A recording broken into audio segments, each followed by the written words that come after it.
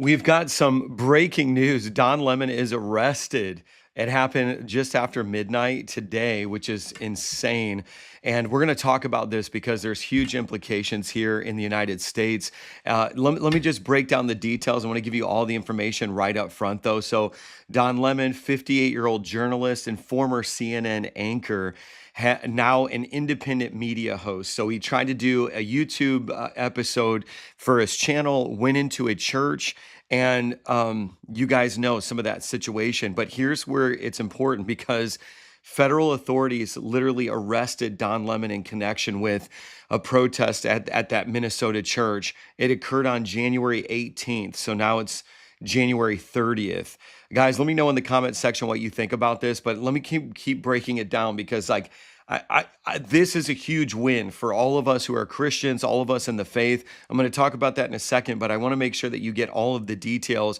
So basically, January 18th, this is at Cities Church in St. Paul, Minnesota. Lemon was basically coming into this church with the intention to disrupt it. I mean, no, I think he was doing it. This is funny. I think he was overplaying his hand. I think his assumption in Minnesota was that he was going to be backed by people seeing him going into a church. And, this is from the other end of this political spectrum, and people were going to rally behind him. What happened instead is a lot of people were incredibly upset because they realized that here in the United States, going all the way back to the Puritans, we have a separation of church and state. And you simply cannot come in to disrupt a service. And now Lemon was taken into custody.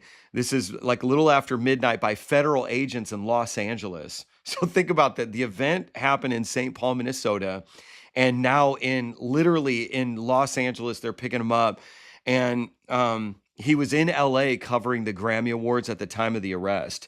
So